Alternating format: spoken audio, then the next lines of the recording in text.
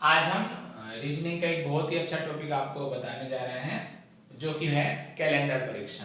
Calendar परीक्षण में क्या होता है, अधिकांशतः हमको या तो कोई सीधे दिनांक दे दी जाती है अथवा अपन को कोई दिन बता दिया जाता है, उससे कुछ समय बाद, कुछ महीनों बाद या कुछ वर्ष बाद हमसे कुछ ना कुछ और वो दिन पूछा जाता है, वो हमको बताना होता है।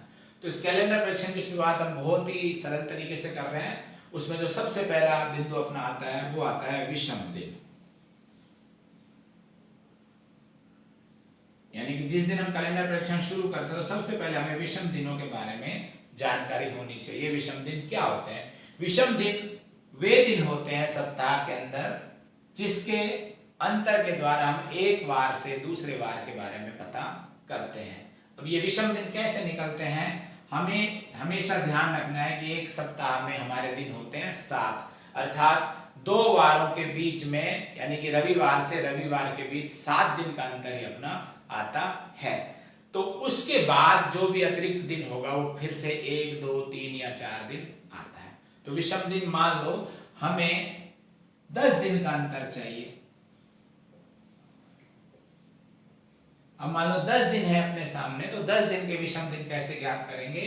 तो 10 दिन में हम 7 का भाग देंगे और उसके बाद जो शेष बचेगा वो अपना आएगा विषम दिन। यानी कि किसी भी संख्या या दिनों के हमको विषम दिन प्राप्त करने हैं तो उसमें 7 का भाग देना और जो शेष आता है वो हमारे विषम दिन कहलाते हैं। अब मान लो प्रश्न कैसे होगा, जैसे कि आज रविवार है, आज रविवार है तो 20 दिन बाद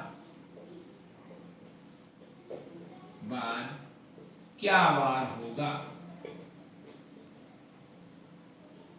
अगर अपने सामने इस तरह का प्रश्न आता है तो सबसे पहला काम हम 20 दिन के विषम दिन निकालते हैं। तो 20 भाग 7 करेंगे, 2 बार जाएगा, शेष अपने सामने बचेगा 6। तो रविवार में हम 6 दिन जोड़ते हैं, तो रविवार प्लस 6 करेंगे तो हमारे पास आ जाएगा शनिवार।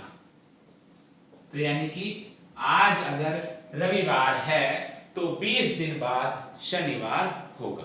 तो यही विषम दिन आगे भी अपन को बहुत सारे, मान लो बड़े बड़ी संख्या भी हमारे सामने आती हैं। तो अभी तो जो कि छोटा था 20 दिन बाद, तो हम ऐसे ही सीधा अंगुलियों पर भी ज्ञात कर सकते हैं। लेकिन अगर ज्यादा बड़ा आता है, जैसे कि प्रश्न है आज सोमवार है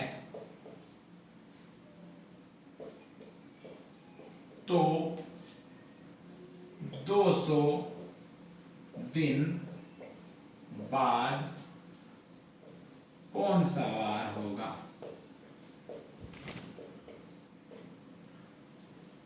तो इसके लिए हम फिर से वही विषम दिन का सहारा लेंगे। मान लो 200 दिन है तो वही करेंगे, 200 में हम 7 का भाग देंगे। तो 7 अगर हमको पूरा काटना है तो 7 दूना 14 आ गया, 60 आया, 7 8 56, शेष बचा अपने पास 4। तो 200 में 7 का भाग दिया, 28 बार गया, शेष बचा अपने पास 4 बचता है। तो 4 हो गए हमारे विषम दिन। अब सोमवार में हम 4 दिन जोड़ते हैं प्लस 4 दिन, तो मंगल, बुध, गुरु और शुक्र, तो हमारा आ जाएगा शुक्रवार। तो यानी कि हम इतनी बड़े अंतर भी होता है, 200 दिन का भी अंतर हमारे सामने आया है तो हमने सीधा निकाल दिया, वो अंतर 4 दिन में जाकर हमारा सिमट गया है। तो सोमवार आज है तो 200 दिन बाद शुक्रवार हो जाएगा। इस प्रकार हम विषम दिन को अच्छे से समझ लेंगे तो हम इस तरह के सवालों को हल कर सकते हैं।